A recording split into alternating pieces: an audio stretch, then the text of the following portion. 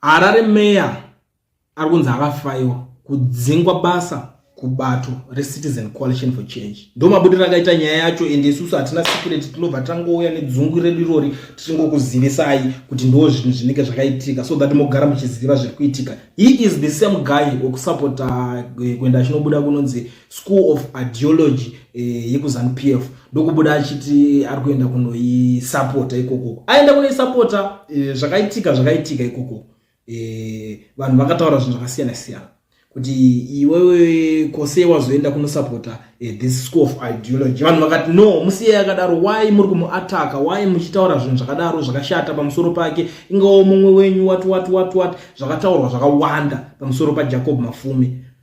But zvadaro pakazongobudikira tsamba iri kubva nekuna president wa Welshman Ncube, because vanhu vanga vaona kuti this whole thing is ZANU-PF Chitepo School of Ideology iyoyo zvakangofanana nekunodzidza zvinhu zveimwe political party, hapana chimwe chinhu chinoshamisira, endewo ari kutera zvakanyanya. I don't know kuti pamwe kutera chikafu, because kunoitwa meetings eZANU-PF kunodyiwa kazhinji kacho ndo zvinoitika. Saka I don't know kuti this guy agutsikana nechikafu chekumba kwake kana kuti chii, because inenge nyaya yekutera chikafu ndo imwe ndinoona kunge yaitika kuti anyanya kufollowa zvinhu zvekuZANU-PF zvakanyanya. Ende vamwe vakatombotsaya kumutsura kumuonesa kuti this is not right, why are you doing this, iwewe why chii.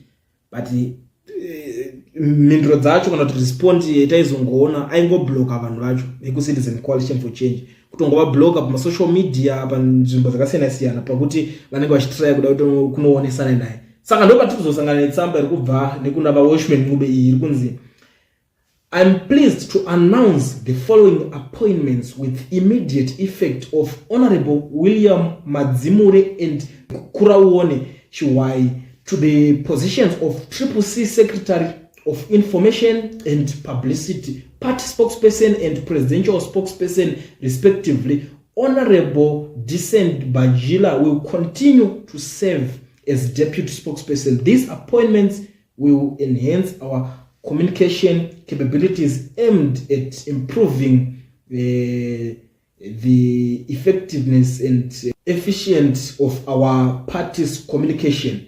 Welshman Ncube, President, ndoba aisa zvake signature yake sa president webato, and we understand kuti mari dzawo dzakapinda dze political or something funding dzedze vakashare neZANU-PF uko iyo achipowo yake. Saka zvino panongoitika zvinhu zvese vanhu vari kutaura kuti pamwe nyaya yemari vakupamburana manje kuti uyu ngaambobuda aite sei, but nyaya ingoripo ndeyekungoti vakomana vangobviswa kumapositions iwayo. Mapositions iwayo achikuitika, Shabangu ari kususpectwa kuti anogona kunge akabviswa futi, because Shabangu anga achiranawo futi ari under